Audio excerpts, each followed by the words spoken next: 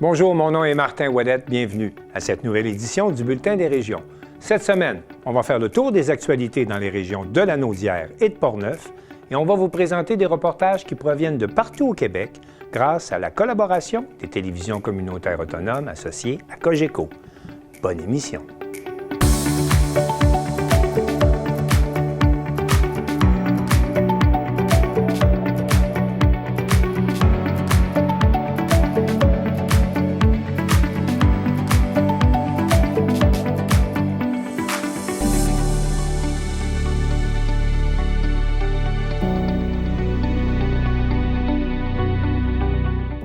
Au sommaire pour vous cette semaine, on fait le tour des actualités dans les régions de Portneuf et de Lanaudière en compagnie des journalistes Danick Julien et Ariel Gauthier.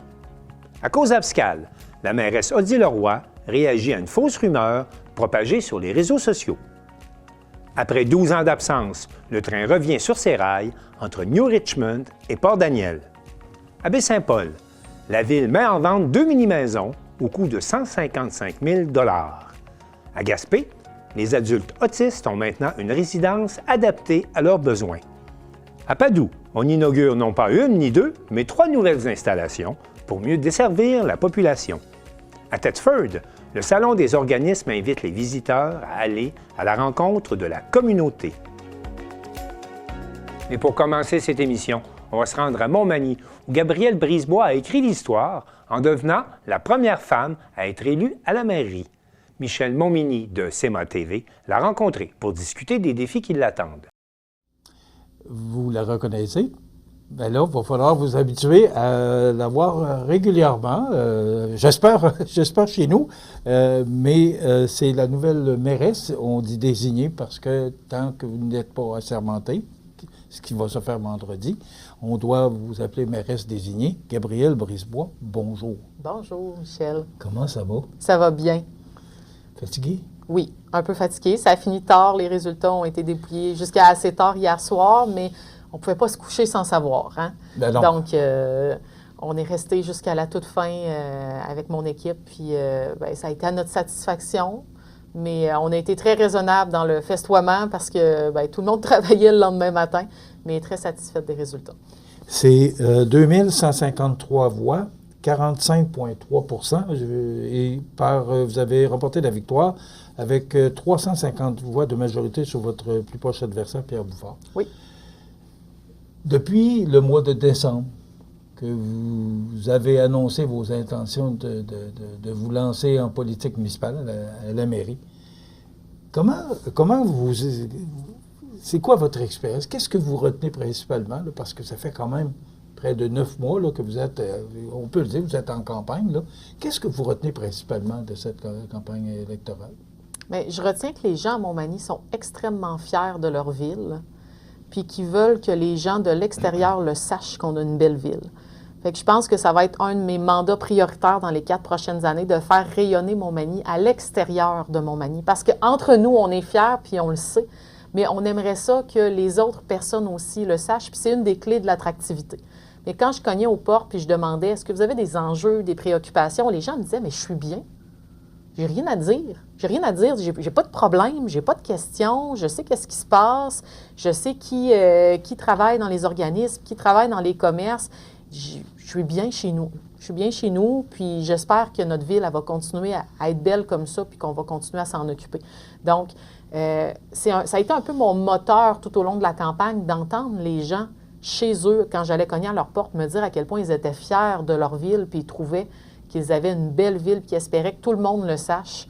Puis c'est un peu, c'est le leitmotiv que je vais avoir dans les prochains 4 ans. Donc, on va partager ça à toute la population du Québec, puis du monde entier, à quel point Montmagny, c'est une belle ville, parce que c'est le message que les gens m'ont transmis quand j'ai été cognée chez eux. Justement, vous avez fait beaucoup de porte-à-porte. Qu'est-ce que vous retenez principalement? Oui, les gens disent qu'ils sont bien chez eux, mais qu'est-ce qu'on vous a rapporté le plus souvent possible? J'aimerais ça, telle ou telle chose. Qu'est-ce que vous avez retenu de toutes les portes que vous avez, ou les gens que vous avez rencontrés? C'est quoi le point qui est peut-être le plus important pour la population? Il faut des jeunes à Montmagny. Il faut des jeunes, c'est revenu. Peu importe l'âge des gens à qui je parlais, Montmagny a besoin de jeunes, a besoin de familles.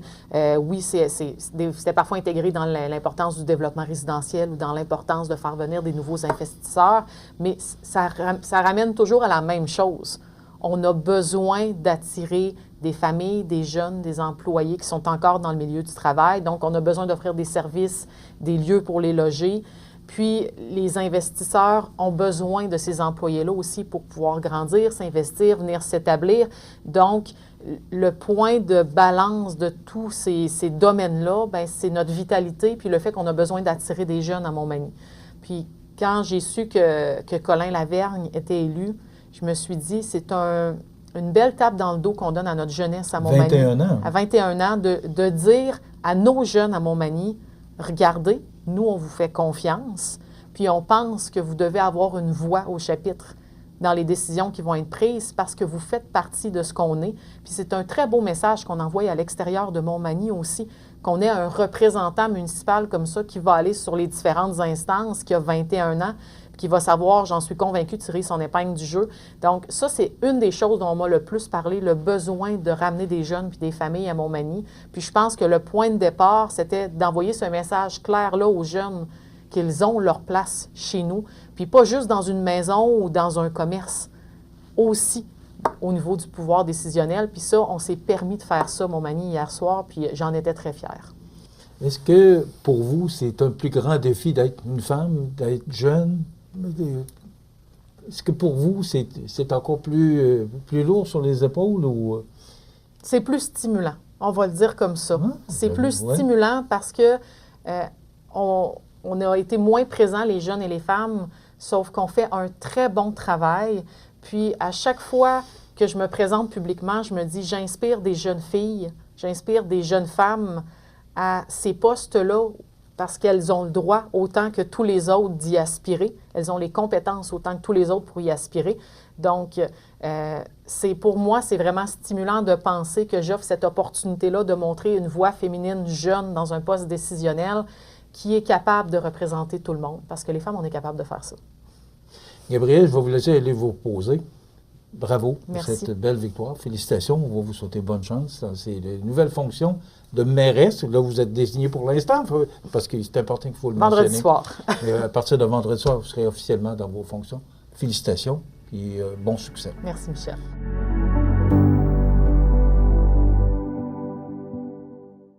Je m'entretiens maintenant avec Ariel Gauthier de CTB-TV et Danick Julien de CJSR. Monsieur, madame, bonjour. Bonjour. Bonjour. Bonjour. On va tout d'abord parler d'élections, bien sûr, élections municipales. Ça a brassé dans chacune de vos deux régions. Ariel Oui, Gauthier, votre station CTB-TV, là, on parle de la MRC d'Autrey. Pouvez-vous nous présenter un peu de quelle ville on parle quand on parle de la MRC d'Autrey? Puis aussi nous dire où il y a eu des luttes municipales là, aux élections, où il y a eu des luttes aux élections. Oui, bien, je vous dirais qu'on est plus sur des petites municipalités que des villes. Là. On est dans l'est de la Naudière, un peu au nord. Fait que nous, on a quand même eu beaucoup de quelques petits villages là, qui sont un peu plus brassés. On parle de Saint-Mélanie, Sainte-Élisabeth, qu'on a eu des tutelles là, qui s'est retrouvées à cet endroit-là, des maires là, qui ont fait des conflits d'intérêts avec leurs entreprises personnelles. Fait que on le sait bien, là, c'est pas des maires qui sont revenus sur le terrain. Évidemment, ça a changé de ce côté-là. C'est une des 4 là, municipalités qu'on a eu un changement de maire. Sinon, à Mandeville aussi, le conseil a mis dehors, là, mis à la porte leur maire précédent. Et ça avait fait beaucoup jaser aussi parce que il y a un des membres des Hells Angels qui a présenté sa candidature. C'est chez vous, ça? OK. Oui, OK. C'est chez nous. C'est chez nous. On a fait parler de nous un petit peu. Tant mieux. Mais, donc, c'est pas le maire qui a été élu, là, malheureusement pour lui, là, peut-être heureusement un peu pour nous. Puis, on a eu... oui. On a l'impression que vous avez fait le ménage, là, chez vous, d'après Oui, un petit peu quand même. Il y a 11... Puis aussi, vous me dites, il y a des nouvelles mairesses là, qui sont arrivées. Présentez-nous un peu là, le portrait là, de ceux qui ont été élus. On a 3 mairesses en tout là, qui sont élues sur les 15 municipalités. 2 d'entre elles là, qui sont revenues comme mairesses. Là, ils ont repris leur poste à Saint-Norbert et à Saint-Cléophas de Brandon. Et une des 4 nouvelles mairesses de notre MRC qui est arrivée à Saint-Ignace de Loyola. C'est là où peut-être il y en a certains qui vont connaître le traversier, ça va peut-être vous situer. Oui. Mais c'est son premier mandat là, dans ce poste-là. Là. Fait que ça va être intéressant de voir aller cette femme-là.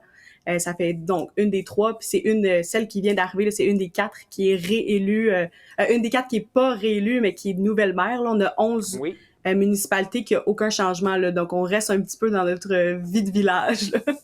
Oui, sauf les endroits là, où il y a eu des difficultés. On voit que les Ouais. équipes ont été renouvelées. Ariel, est-ce que le taux de participation était assez élevé dans votre région? C'est un 50-50. Là. On est plus sur un 35-40 certaines municipalités, OK. comme par exemple, là, comme je vous l'ai dit, nommé Mandeville, Sainte-Élisabeth, Sainte-Mélanie, où ça a été un peu plus, là, parce que là, on avait Ouais. des enjeux de changement. Fait qu'on est plus dans les 50 à 55 mais en règle générale, c'est un 35-40 là, dans la région. Allons voir maintenant du côté de la grande région de Portneuf avec Danick Julien. Danick, rebonjour Danick. Qu'est-ce qui était à surveiller comme municipalité dans votre région pour ces dernières élections municipales? La plupart des municipalités de la région de Portneuf étaient à surveiller. Martin, j'ai envie de dire des villes comme Pont-Rouge, comme Cap-Santé, comme Neuville, c'était toutes des villes à surveiller dans notre région. D'accord. Bon, vous le savez, hein, la région de Portneuf, c'est pas trop loin de Québec. Avec la municipalité la plus proche là, qui serait Lac-Sergent ou encore Neuville. OK. Bon, pour les élections, on a eu un très grand changement et j'ai une statistique qui pourrait t'intéresser. Martin, savais-tu que dans les maires que nous avons eus, eh bien, c'est 70% de nouveaux maires que nous allons avoir dans la MRC de Portneuf. C'est presque un coup de balai. 30%. Donc, c'est un coup de balai qui a été donné là, à beaucoup d'administrations. Ça change beaucoup à Exactement. 70%. En fait, sur 18 municipalités, là, nous avons seulement 5 municipalités qui gardent leur maire. Donc, Saint-Raymond, Donnacona, Saint-Casimir, Portneuf, ça fait 4. Peut-être que j'en oublie une. Nous avons également... Oui, 13 autres municipalités où il y a des changements. Exactement. Il faut savoir, par contre, que pour la municipalité de Lac-Sergent, et ça, c'était étrange, les 2 personnes qui étaient candidats pour être maire se sont désistés. Donc, en ce moment, à Lac-Sergent, une municipalité là, qui est quand même dans les plus petites de la région de Portneuf, il n'y a pas de maire. Donc, c'est le maire sortant qui garde son poste jusqu'à temps qu'il y ait des élections partielles qui vont avoir lieu là, dans les 3 à 4 mois. Espérons qu'il trouve un candidat. Dites-moi, quand il y a beaucoup de luttes comme chez vous d'ordinaire, le taux de participation aussi, ça se reflète là, sur le taux de participation? Bien là, j'ai fait le calcul. Le taux de participation global moyen est de 52,62% lorsque je les ai tous mis ensemble. Ensuite, il faut dire qu'à Sainte-Turibe, il y avait eu un petit problème avec Élections Québec au départ. Ils avaient annoncé 100% de participation. Évidemment, ça a laissé... quelques incrédules, et lorsqu'on a vérifié, finalement, c'était 84,92% à Sainte-Turibe, ce qui est quand même très élevé pour une municipalité d'environ 300 habitants. Eh bien, c'est à peu près tout le village qui s'est rendu aux urnes. J'aimerais aussi porter l'attention, on a vu les plans de drone tout à l'heure sur Saint-Raymond. Le conseil avait quand même, dans les dernières années, le problème d'avoir seulement des hommes sur le conseil municipal. Maintenant, c'est donc un conseil mixte, 3 femmes, 3 hommes. C'était donc dans la volonté du maire sortant, Claude Duplain, de renouveler son conseil. Donc, on retrouve plus de femmes à Saint-Raymond. On retrouve également plus de femmes du côté de la MRC d'Autrey.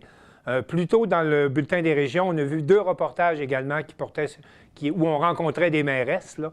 Donc, on peut voir, souhaitons-le en tout cas, que les femmes prennent de plus en plus de place en politique municipale. Merci pour ce tour d'horizon. Je voudrais tout de suite changer de thème puis parler un peu d'information locale parce que, Ariel Gauthier, vous nous présentez un bal masqué plutôt qu'un bal masqué. De quoi il s'agit? Exactement, c'est ce qui va vraiment faire vibrer là, notre région là, durant la période automnale. C'est un festival de jazz qui est organisé par justement le bal Masquis de Saint-Gabriel. Dans le fond, on va venir aller chercher des artistes locaux là, qui vont être dans le jazz autant classique que du jazz un peu plus moderne, qui est un peu plus nuancé. C'est une salle de spectacle qui est toute petite, donc on veut venir montrer aux autres régions que malgré le fait que ce soit une petite salle, on peut quand même faire un festival là, qui va apporter un peu de, oui, du tourisme un petit peu, apporter un petit quelque chose à la localité là, de Saint-Gabriel. Ariel, On va aller oui. Ça va se dérouler vers quelle date là, et comment on peut aller voir ce festival de jazz? Ça va être tout le long du mois de novembre. Fait qu'à tous les week-ends, là, il va y avoir un différent spectacle, là, que ce soit le samedi, le dimanche. On peut aller directement là, Balmasquie, aller vérifier ça. Là, si jamais vous avez juste une journée où vous êtes disponible, là, vous pouvez juste y aller tout simplement. Et sur place, là, vous allez voir qu'est-ce qu'il y a comme programmation. Là. Alors, Ariel, de votre côté, on sait clair que c'est une salle de spectacle, mais du côté de Saint-Léonard de Portneuf, d'Annick Julien, on ne sait pas encore qu'est-ce qui va arriver avec l'église. Pouvez-vous nous donner des détails là-dessus? L'église de Saint-Léonard de Portneuf, c'est l'église dont il est question en ce moment.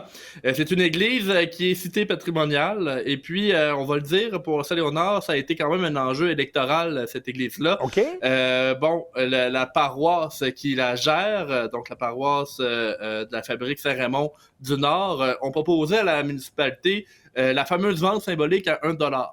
Puis, il y a quand même deux clans qui se sont formés à Saint-Léonard, ceux qui veulent faire de cette église-là un centre communautaire et les autres qui ont bien peur pour leur compte de taxes.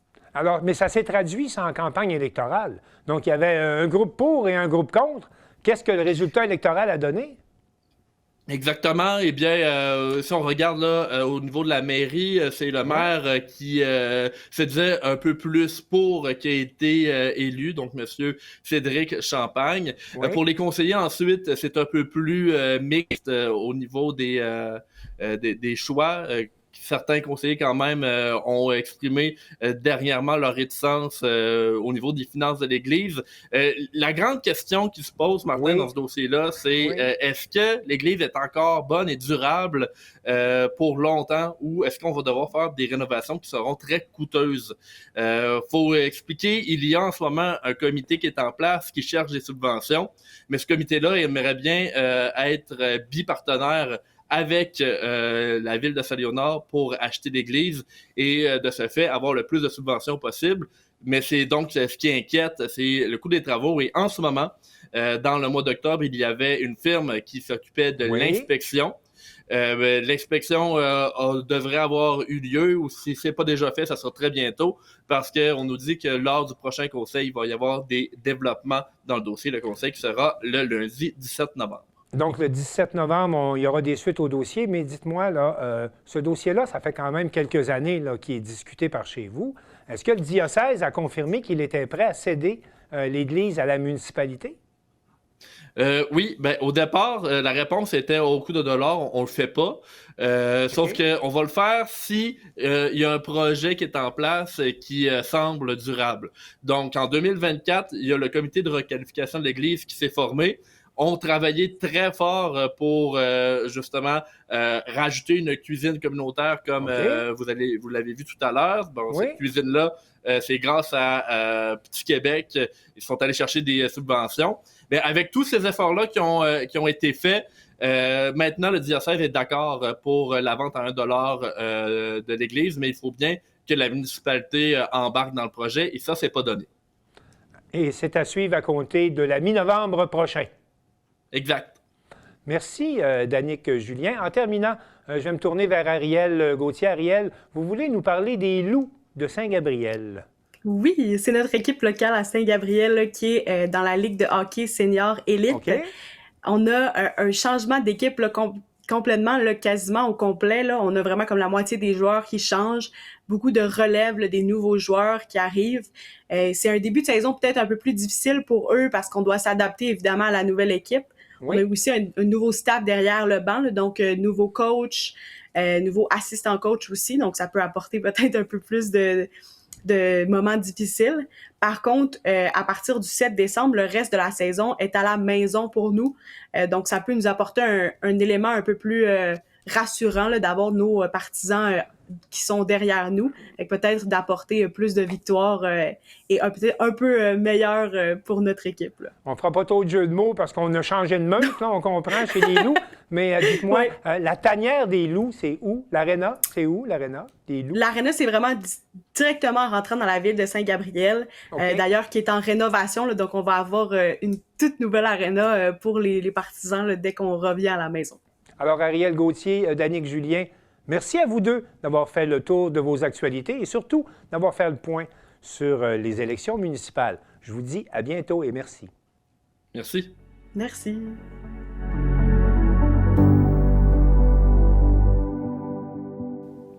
Carl Blanchette de la télévision de la Matapédia fait le point sur les finances de la ville de Coz-Abscal en compagnie de sa mairesse Odile Leroy à la suite de la propagation d'une fausse rumeur sur les réseaux sociaux qui soutenait que le taux d'endettement de la municipalité atteignait 280 %.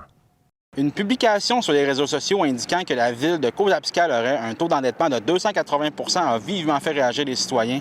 J'ai décidé de venir rencontrer Mme Odile Roy, mairesse de Coz-Abscal, afin d'en savoir plus sur le sujet. Merci beaucoup, Mme Roy, de me recevoir pour parler de cette publication sur les réseaux sociaux qui a quand même fait beaucoup réagir, qui dit que la ville de Coz-Abscal serait très endettée. Premièrement, est-ce que vous avez vu cette publication-là? Comment vous avez appris la nouvelle? Comment j'ai appris la nouvelle? J'ai appris la nouvelle au marché Richelieu, à notre épicerie de Coz-Abscal, par une citoyenne. « Hey, Odile, t'as-tu vu, là? Regarde, ça vient de passer dans la presse, etc. » Puis sur les réseaux sociaux. Oui, sur la page des anciens de Coz-Abscal. Les anciens de Coz-Abscal. Ça fait que là, je me suis dépêchée à sortir de l'épicerie pour m'asseoir dans mon auto puis regarder ça. Ouf, j'étais estomaquée. J'ai dit, mon Dieu, comment il a fait pour dire ça, lui? C'est quoi son affaire? C'est quoi les infos? Ça fait qu'aujourd'hui, Carl, on est ici ensemble pour jaser ça, puis donner de l'information à mes citoyens, à toute ma municipalité, puis aussi à la MRC, là. Puis là, donc, ces chiffres-là, c'est pas nécessairement, ça reflète pas nécessairement la réalité de ce que je peux comprendre. Vous avez fait vos recherches. En fait, la première chose que vous avez faite en revenant au bureau, après avoir vu ça, ça a été quoi? Ça a été quoi? C'est que j'ai contacté tout de suite notre firme comptable, qui est ma lettre. Puis, Christian était en vacances. Fait qu'à son retour de vacances, on s'est parlé lundi de cette semaine. Puis, il m'a tout expliqué. Okay. Il m'a expliqué que notre dette à gérer de la ville de Coz-Abscal est de 10,4 millions net. Okay. Ce qui veut dire 182 %. Fait qu'on est loin du 280 % annoncé. Oui, on est loin du 280 % annoncé. Puis je pense que c'est très important de dire l'information, la bonne information. Ce que je vais faire un petit commentaire, Carl. Ce que je déplore un petit peu sur les réseaux sociaux, c'est des fois c'est du n'importe quoi. Mais ceux qui ont des questions à poser, ils devraient aller aux sources, sur certaines. Mais ce qu'ils ne font pas, là. Je peux te donner un petit détail un petit peu de ce qui correspond à notre dette du 10,4 millions. Oui. C'est parce que, c'est sûr qu'on a, on paye, on a une quote-part qu'on paie à la MRC pour les parcs éoliens et la Régie du Bas-Saint-Laurent. Mais sur ça, nous avons des redevances. Ensuite, je peux te dire aussi, ce qui dépend de cette dette-là, nous avons eu des gros projets, si je recule de 3-4 ans. Même, je te dirais, on a un projet en 2012 qui est encore, on paye encore pour ce projet-là qui a été fait. Puis nos infrastructures, si on ne fait rien, on n'a rien. Puis les citoyens, bien, quand les routes sont pas belles, bien, on le sait, hein? Puis quand c'est pas beau, on le sait aussi.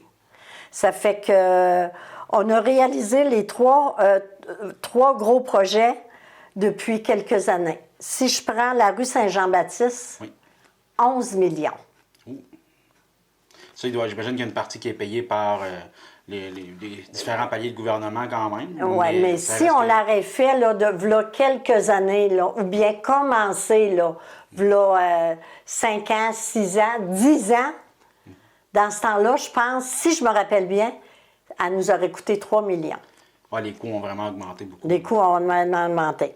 Mais nous, elle nous coûte 11 millions. Ensuite, j'ai le rang 2, la phase 1, qui nous coûte 3 789 000. Et la phase 1, qui nous coûte 5 325 000. Ça fait qu'on a mis beaucoup de sous dans les infrastructures, puis tous les coûts ont augmenté. Hein? Tu sais, je veux dire, v'là, comme je te disais, v'là 10 ans, ça aurait coûté moins cher que là. Ouais. Tu sais? Puis ensuite, la dette de l'Arena, qui a été contractée en 2012, qui était un montant de 2,9 millions. Puis là, en 2025, il nous reste à payer 1 168 000. OK. Fait que, dans le fond, c'est beaucoup des gros projets, là, ces endettements-là, puis donc ils sont quand même très justifiés. Là. Oui, puis j'ai élaboré les plus gros, parce qu'on a la caserne de pompiers. Tu sais qu'on paye, mais je ne peux pas te donner le montant, là, qu'on paye encore. Puis ensuite de ça, la rue Blanchard. Si une ville veut avancer, c'est certain qu'il faut qu'elle place ses priorités. Mais pour les routes, on n'avait pas le choix, là. Vraiment pas le choix.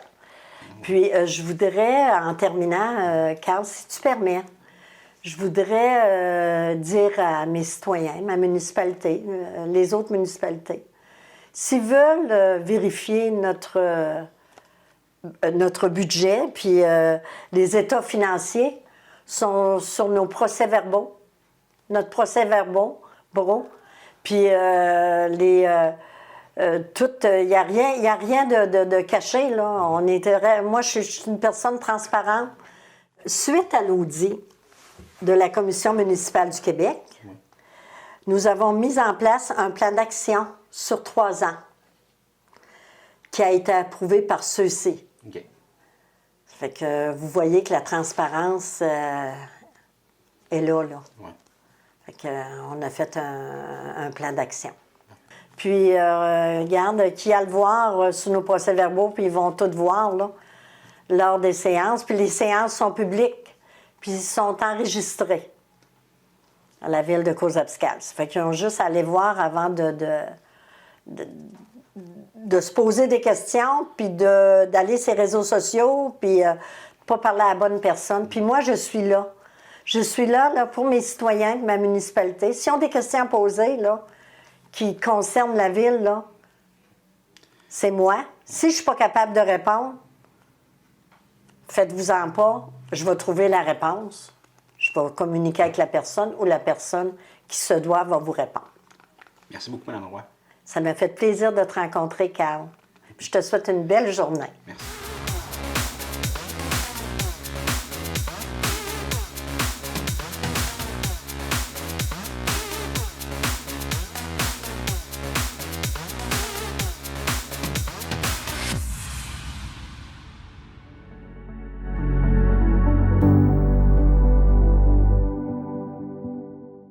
Après plus de 12 ans d'absence, le train revient entre New Richmond et Port-Daniel et Simon Thériault de Télévague nous informe que ce sera d'abord un train de marchandises, mais que les pressions s'accentuent pour remettre sur rail un train de passagers. En compagnie d'Éric Dubé, président de la Société de chemin de fer de la Gaspésie, La Société de chemin de fer de la Gaspésie a annoncé récemment la remise en service de la voie ferrée entre New Richmond et Port-Daniel d'ici la fin 2025. Est-ce que tu peux me clarifier un peu cette annonce, s'il vous plaît? Bien, dans le fond, les gens, là, le tronçon, le rail en Gaspésie séparant trois tronçons, le deuxième tronçon de Caplan à Port-Daniel pour se rendre à la cimenterie, va rentrer en opération là, dans les prochaines semaines. Là. L'objectif, là, c'est avant le 1er décembre, ce qu'on souhaite. Fait que ce qu'on voulait rappeler par ce fait-là, parce que ça fait quand même depuis plus de 12 ans qu'il n'y a pas de train qui a circulé dans ce secteur-là. Fait que là, ben, on veut rappeler aux gens, justement, les consignes de sécurité. Au-delà du fait qu'on comprend que nous, quand on est sur le rail, on peut pas se tasser, là, c'est pas comme sur la route, là. Fait que on a, justement, avec le ministère des Transports, entamé une campagne de sensibilisation pour rappeler aux gens c'est quoi un train, puis les enjeux qu'il y a en lien avec la sécurité. Parce qu'on le voit, sur le tronçon qu'on a resté en opération, bien, on a quand même eu un décès dans les dernières années. Fait que les gens sont encore, je veux dire, peut-être pas encore habitués à revoir le train aussi fréquemment. Ça fait que les gens sont encore dans le beat de dire, ben OK, il n'y a pas de train, mais là, c'est ce qu'on veut rappeler aux gens, justement, l'importance de rester vigilant. C'est-tu comme, y aurait-il possibilité qu'il y ait le train de transport en premier ou? Bien, c'est sûr que nous, c'est le train de marchandises qui va être en opération là, dans les prochaines semaines. On sait qu'il y a l'enjeu du transport de passagers avec la coalition, les élus, notre député fédéral travaille ardemment là-dessus pour ramener le train de Via Rail. Mais que ce soit un train de marchandises ou un train de passagers, les enjeux de sécurité sont les mêmes. Autant pour nos opérateurs à nous, et aussi la population. Puis c'est ça, je voyais justement sur Facebook, là, il y a comme une campagne de promotion qui a été faite. Ça a été conjoint entre la Société de chemin de fer de la Gaspésie et les municipalités. Comme on a eu la ville de Passaibiac, Bonaventure, ils ont fait des annonces justement pour l'appel à la vigilance. Bien, dans le fond, nous, on l'a relayé au monde municipal parce qu'on comprend que les municipalités, par l'entremise de la MRC, là, des MRC sur le territoire, bien, nous, on a voulu passer le message aux municipalités parce que, dans le fond, ils sont très proches et ils ont tous chacun des... bien souvent, les citoyens sont plus abonnés à la page de la municipalité que de la Société de chemin de fer. Ouais. Fait que nous, on voulait s'assurer de rejoindre le plus grand nombre de personnes. Fait qu'on a envoyé ça dans toutes les municipalités parce que vu que dans toutes mes tâches, je suis aussi le préfet de la MRC de Bonaventure. Ça fait que j'ai parlé à mes collègues en disant, ben, regardez, si vous voyez, on a cet enjeu-là au niveau de la Société de chemin de fer, relayez-les, informez vos citoyens, il y en va de leur sécurité. C'est une très bonne idée parce que d'après moi, les citoyens là, ils ont quand même bien vu. Puis tu parlais tantôt d'Alexis Deschênes, le député du Bloc québécois. Justement, le 10 octobre dernier, je pense qu'il tenait un point de presse sur la colline parlementaire. Alexis Deschênes, leader adjoint du Bloc québécois.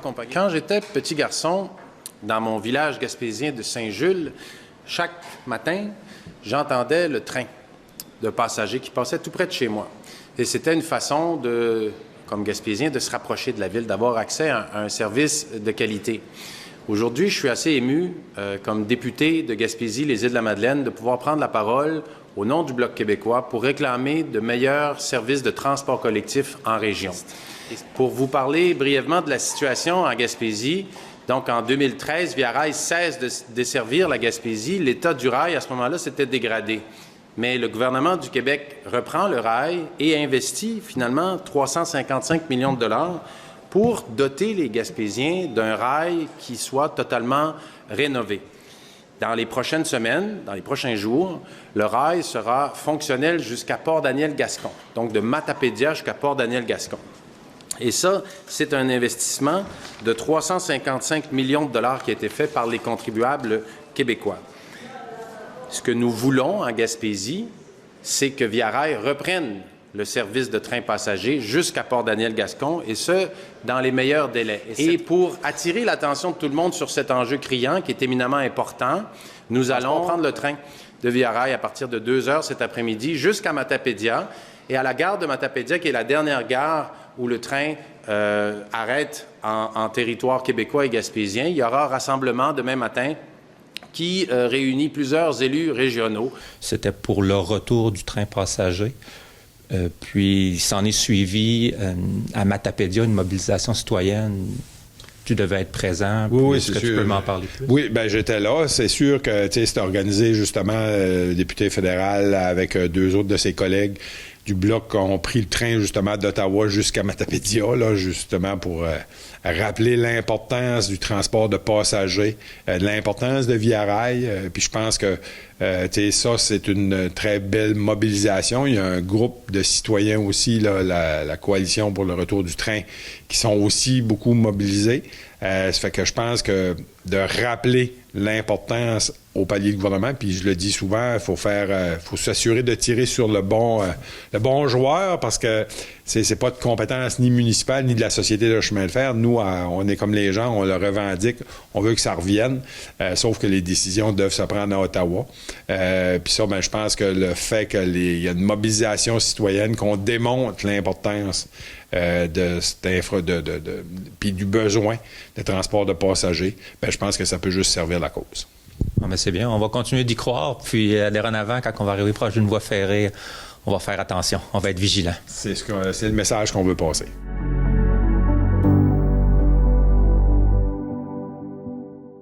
À Baie-Saint-Paul, c'est grâce à la collaboration entre la Ville et le Centre de formation professionnelle de Charlevoix que 2 mini-maisons situées au centre-ville sont mises en vente au coût de 155 000 $. Mais attention, nous indique Félix Chouinard de TVCO, l'achat de ces mini-maisons vient avec une série d'obligations. Les mini-maisons de la rue Alfred-Morin à Baie-Saint-Paul seront finalement prêtes à être mises en vente. C'est au coût de 155 000 $ que les 2 maisons seront offertes à tout citoyen résidant à Baie-Saint-Paul depuis plus de 2 ans et n'étant pas déjà propriétaires. Les mini-maisons devront également agir obligatoirement à titre de résidence principale des occupants. 3 autres mini-maisons devraient d'ailleurs être livrées prochainement pour une mise en vente ultérieure. La Ville de Baie-Saint-Paul prendra les candidatures à compter du 2 novembre et pour le mois à venir. Elle devrait ensuite procéder par tirage au sort pour attribuer les maisons ainsi que les terrains à 2 candidatures d'achat admissibles et préapprouvées.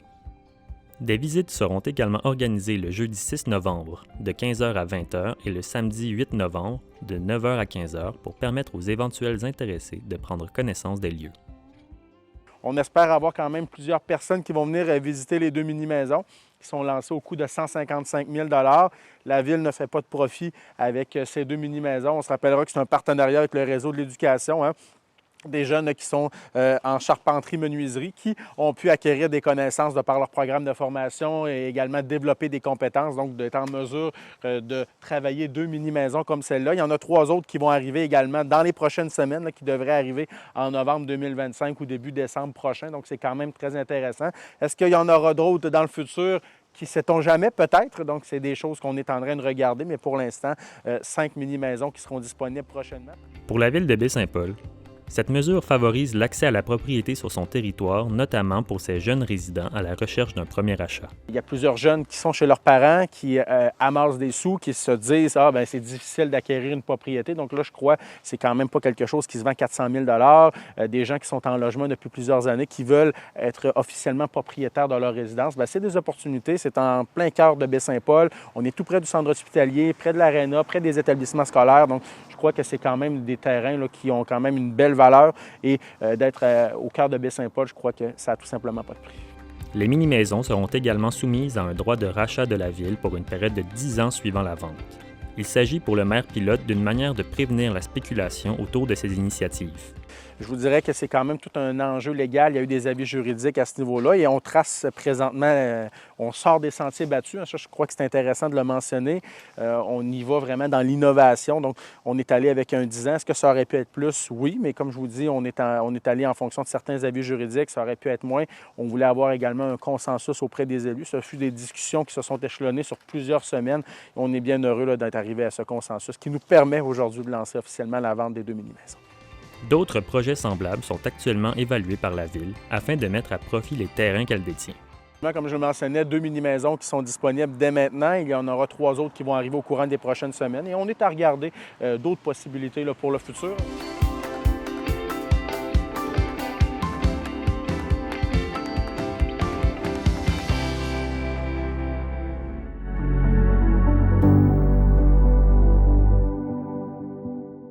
À Gaspé, C'est grâce à la mobilisation de parents qui voyaient grandir leur enfant atteint de troubles de l'autisme que la résidence Demeure-toi, un milieu de vie unique au Québec pour adultes autistes, a été créée. Un reportage d'Igor Nérisson de Télé-Gaspé. À Gaspé, un tout nouvel immeuble s'apprête à accueillir ses premiers résidents adultes vivant avec un spectre de l'autisme. Ce projet unique au Québec, baptisé Demeure-toi, se veut avant tout un milieu de vie, né de la volonté de parents et de proches déterminés à offrir un avenir stable et humain à leurs enfants. Demeure-toi a été créé par des parents qui avaient un besoin en lien avec qui voyaient leurs enfants grandir, devenir des adultes, et on voit qu'il y a de moins en moins de services quand les personnes TSA grandissent. Alors, c'est vraiment des parents qui se sont concertés, qui ont décidé de créer un CA en 2019, de vraiment mettre tout ça en place pour pouvoir soutenir les adultes avec un trouble du spectre de l'autisme, mais oui, les leurs, mais aussi tous eux de la région. Aussi parce qu'on en a de plus en plus et c'est quand même un besoin qu'on manque de ressources aussi pour ces adultes-là. Mais la mission de l'organisme va bien au-delà du simple logement.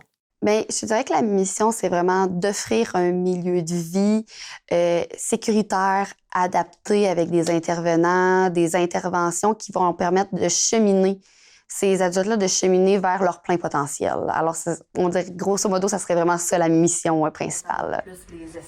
L'immeuble comprend 12 logements, dont un réservé à une personne accompagnatrice. Chaque résident pourra y vivre de manière autonome. Dans ce cadre, les locataires pourront compter sur les services de personnel spécialisé qui les aideront dans leur cheminement. Mais en fait, on a une éducatrice spécialisée là, qui est ici du lundi au vendredi, qui va vraiment là, s'occuper là, des plans d'intervention, de tout en fait ce qu'on veut, ce que la personne veut mettre en place, parce que c'est le locataire qui va décider de son plan d'intervention, bien sûr, qu'est-ce que lui a envie d'améliorer, qu'est-ce qu'il a envie d'aller chercher. Un modèle de cohabitation unique qui marie autonomie et soutien personnalisé et dont la durée n'est pas déterminée. On va vraiment y aller selon le rythme de la personne, selon qu'est-ce que la personne a à travailler aussi. Donc, peut-être qu'une personne, au bout d'un an, va dire, ben OK, tu sais, moi, j'ai travaillé ce que j'avais à travailler.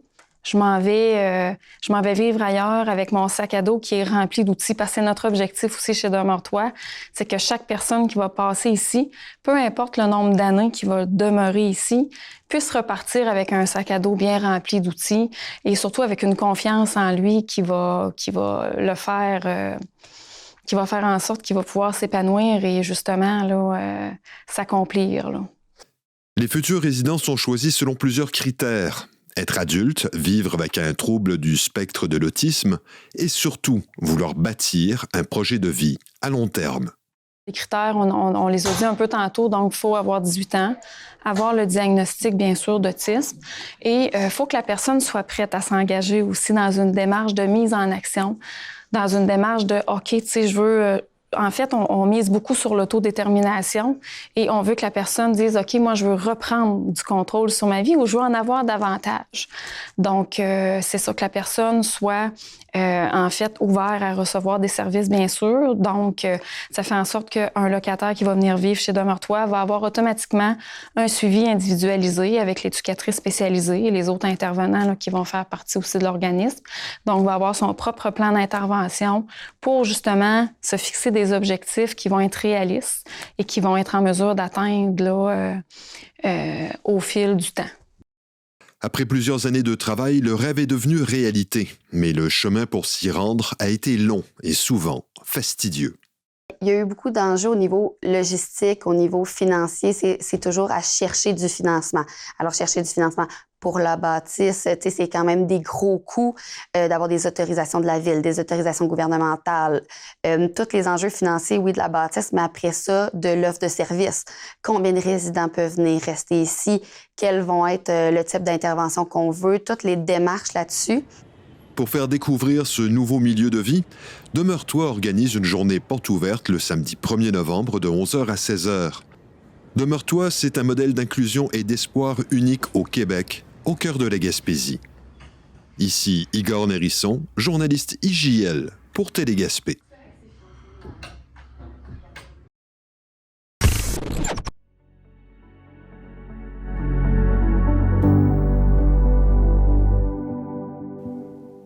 C'est suite aux consultations menées auprès de ces citoyens que la municipalité de Padoue a procédé à l'ouverture d'un centre d'entraînement, à la remise à neuf des jeux à proximité de son école et à l'aménagement d'un parc nourricier peuplé d'arbres à fruits. Marc Després, de la télévision de la Métisse. Monsieur Gaudreau, donc vous êtes maire de Padoue, et bon, vous nous avez invités à Padoue, puis vous vous êtes dit, tiens, tant qu'à aller faire venir à Padoue, on fait pas une inauguration, pas deux, mais bel et bien 3 inaugurations. La première, c'est le gym où on se trouve. Oui, exactement. On avait demandé à la population voir qu'est-ce qu'ils aimeraient avoir de nouveau dans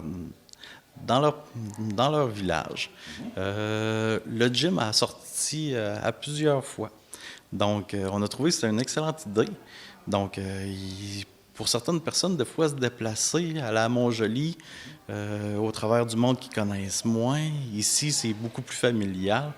Padoue, c'est un petit village. Tout le monde se connaît, tout le monde se jase, tout le monde est ami. Donc, de se retrouver ici en même temps, en plus de faire leur exercice, ils font leur social. Donc, on a trouvé ça une excellente idée. Puis, même moi, je vais pouvoir en profiter de ce gym. Donc, très heureux. Et naturellement, bon, si ce gym-là existe maintenant, bon, c'est grâce à certains contributeurs. Oui, exactement. Donc, j'aimerais beaucoup remercier David Gilles Lévesque, qui fut un contributeur d'ici, et puis le programme Nouveau Horizon aussi, qui ont contribué grandement au développement du gym, l'installation aussi, pour que tout puisse être mis en marche. Donc, grâce à eux, les citoyens de Padoue vont pouvoir se remettre en forme et puis faire de la jasette ici, tout en famille. Et à l'extérieur, juste à côté, il y a maintenant un nouveau parc. Oui, exactement. On a ouvert le nouveau parc aujourd'hui. Il est prêt depuis quelque temps. On avait les anciennes balancines et les vieux jeux du temps que l'école était ouverte, mais qui n'étaient plus conformes, qui n'étaient plus aux normes. Donc, on les a démolis, on les a ôtés, puis on en a fait mettre des nouveaux jeux à jour, avec un plancher mou aussi, pour pas qu'il y ait de blessures ou quoi que ce soit. Puis déjà, moi, je reste pas tellement loin, puis j'entends à tous les jours les enfants qui viennent jouer là-dedans. C'est formidable. Ça fait vraiment revivre, là, parce qu'il y avait presque plus de monde qui venait ici jouer, parce que les jeux étaient désuets. Là, avec la première phase, parce qu'il va y avoir d'autres phases qui vont venir au jeu là au cours des années qui suivent. Okay. Donc, ça, c'est notre première phase. Puis, on promet une belle cour d'école pour nos jeunes de tout âge. Et cette cour d'école-là, maintenant, existe, encore une fois, grâce à de généreux partenaires. Oui, exactement. Je voudrais remercier Desjardins. La MRC de la Métisse aussi, ils ont contribué fortement. Les loisirs et sports BSL aussi. Gino Paradis, qui est un entrepreneur directement de Padoue, qui a contribué aussi pour le petit parc de son village. Aussi, on a eu des bénévoles aussi qui ont venu nous aider pour démonter, démanteler aussi les anciennes structures. Vu que la cour d'école était ouverte avant, on pouvait faire le tour en auto, tout le tour de la cour d'école, que moi, je ne trouvais pas très sécuritaire.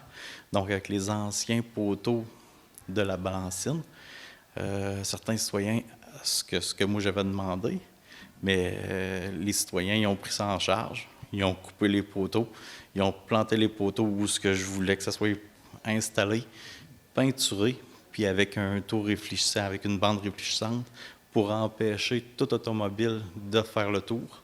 Donc là, les enfants sont en sécurité, l'autre bord des jeux. Fait que ça, c'est inestimable. Exactement. C'est une belle sécurité, c'est une belle place pour jouer. Des petits bancs berçants pour les parents qui puissent s'asseoir et se bercer pendant que les jeunes jouent dans le jeu. Fait que... Et aussi, donc, ce fameux parc, ces jeux d'enfants, donc, est-ce que ça va être accessible à l'année? Je vous dirais 3 saisons, sûr. Pendant l'hiver, tout dépendant des journées, s'il n'y a pas d'accumulation de neige, oui.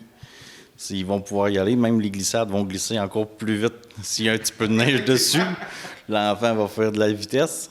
Donc, mais sinon, les balançoires, les glissades et tout ça, ils vont pouvoir en profiter en tout temps. Et troisième sujet, troisième inauguration, donc un parc nourricier, c'est ça? Oui, exactement. On avait un beau terrain qui était libre, donc qui était grand, en plein centre du village, qui passe juste aux côtés d'un chemin, justement, qui part du haut du village puis qui descend jusqu'au parc Cathy en bas du village. Donc, qui traverse le village au complet. Puis, on s'est dit, pourquoi pas mettre une belle forêt nourricière là? Donc, la forêt nourricière, elle a comme sur un 30 pieds de large qui descend plus de 100 pieds de long. Il y a toutes sortes d'arbres, mais c'est tous des arbres fruitiers qui vont pousser au travers de ça. Là, ils sont encore tout petits, mais lors de la plantation, les arbres, ils ont tous repris vie. Donc, on n'a pas perdu un. La forêt se porte bien.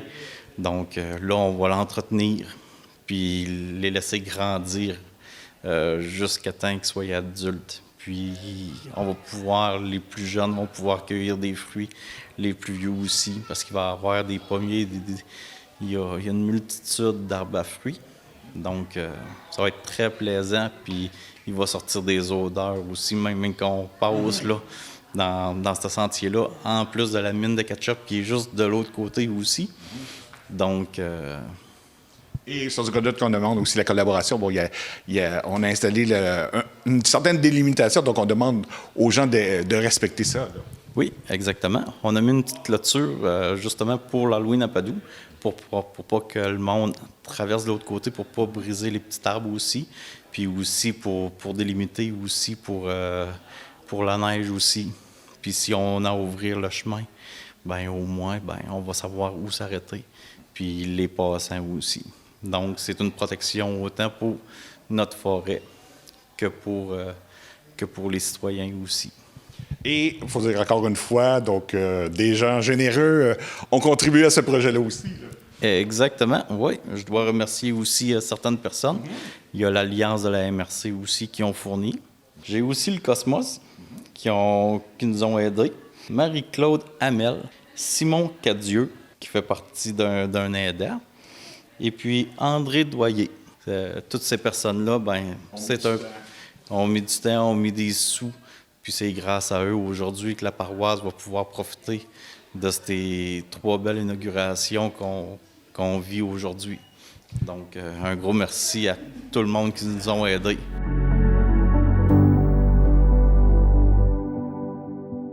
C'est au cégep de Thetford que la Corporation de développement communautaire de Thetford Mines a tenu son Salon des organismes sous le thème « À la rencontre de la communauté ». Pas moins d'une 50aine d'organisations étaient sur place pour présenter leurs services, nous rapporte Guy Jacques de la télévision de la région des Appalaches. Nous sommes aujourd'hui au Salon des organismes qui se déroule à la salle Promutuelle du cégep de Thetford sous le thème « À la rencontre de notre communauté ». Je suis en compagnie de Philippe Tétrault, qui est agent de développement communautaire au sein de la Corporation de développement communautaire ici à Thetford Mines, et de Maxime Gagnon, intervenante communautaire au sein du C3S. Bonjour à vous deux. Bonjour. Ça va bien? Ça va être un beau salon qui promet, je crois bien. Oui, on a eu une belle réponse là, des kiosques, des participants, des exposants. On a fait une belle campagne de promotion, donc je pense que la population va répondre présente encore une fois cette année. Il y a un beau partenariat avec le cégep de Thetford. Là. C'est une nouveauté cette année. Okay. Parce qu'avant, ça se tenait pas ici du tout. Là. C'était à la Cache du Domaine, puis c'était une nouveauté cette année, un beau partenariat avec le cégep. Quelle est l'importance du Salon des organismes, selon vous? C'est sûr que le Salon des organismes, il y a comme 3 objectifs principaux. Il permet aux organismes communautaires de nécessairement donner de la visibilité, de présenter leurs services à la communauté. Ça leur permet également de réseauter entre eux autres. Donc, les organismes peuvent se déplacer de table en table, d'aller discuter, d'aller apprendre un peu les services des autres. C'est un bon moment pour ça. Puis, il y a aussi beaucoup d'organismes qui vont chercher des bénévoles pour les aider à accomplir leur mission. Donc, c'est les 3 principaux objectifs du Salon des organismes pour les organismes. Oui, puis du côté de la population, bien, comme Philippe vient de le mentionner, c'est sûr que de connaître les organismes d'ici, bien, des fois, ça peut nous intéresser, nous impliquer, mais également d'aller chercher là, les services qu'on aurait besoin ou même qu'on ne connaît pas, qui sont disponibles dans la région. Fait que ça, c'est vraiment bien. Puis également, bien, juste de venir faire le tour, de rencontrer tout le monde, de socialiser puis de connaître ce qui se fait dans notre belle région. Je pense que c'est l'occasion idéale, en effet, pour découvrir tout ce qui se passe côté organisme ici. On parle d'une cinquantaine d'organismes qui sont présents. Est-ce que ça représente pas mal l'ensemble de tout ce qui existe dans la région? Non, on parle de 50 organisations parce qu'on a certaines organisations qui ne sont pas du communautaire nécessairement. On a fait ce choix-là, le comité organisateur, depuis plusieurs années parce que ça permet d'avoir des organisations qui donnent des services. On a entre autres le CIS, on a le réseau, la Sûreté du Québec, on a différentes organisations, on a le SARCA. Qui donnent des services directs à la population. Donc, on trouvait ça logique de les inclure malgré tout. Donc, on parle de 50 organisations, mais non, on n'a clairement pas couvert l'ensemble des organismes communautaires. On n'a pas tant de ça d'organismes communautaires en sport, on n'a pas tant d'organismes communautaires en culture. C'est une sphère qu'on touche moins par le salon, mais qui serait disponible, qui serait possible aussi d'avoir. C'est juste qu'à un certain moment, là, on a une limitation physique là, par le salon. Je peux comprendre, oui. Quelle est la situation des organismes, selon vous, dans la région?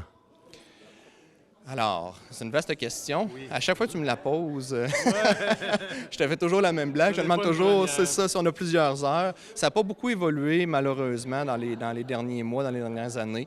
Il y a toujours des difficultés. Au niveau de la gouvernance des organismes, c'est toujours complexe. Il y a beaucoup de démobilisation des conseils d'administration. Donc, on travaille fort à ce niveau-là. Le financement est toujours, encore une fois, un problème dans les organismes communautaires. On a besoin de plus. Pour faire plus, ça prend plus de fonds. Donc, si on était capable de pallier ces deux dimensions-là, c'est sûr que le communautaire se porterait beaucoup mieux. Là.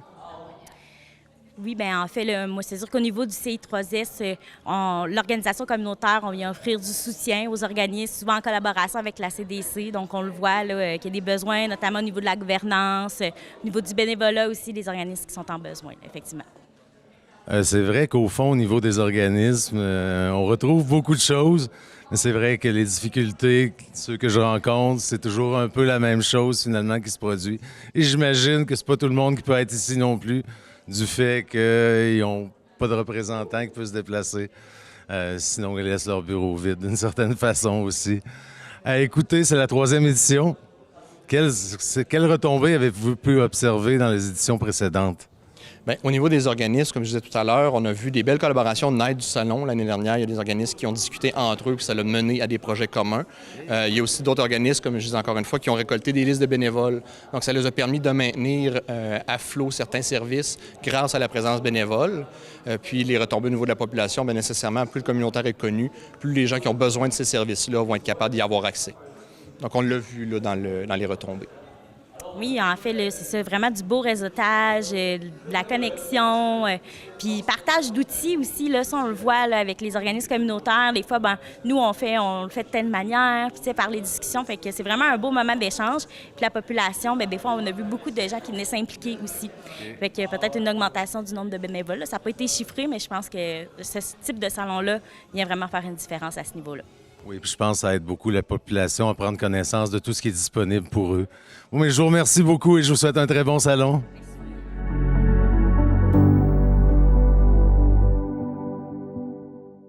C'est tout pour le bulletin des régions cette semaine. J'espère que cela vous a plu. Je remercie toutes les stations de télévision participantes et je vous dis à bientôt.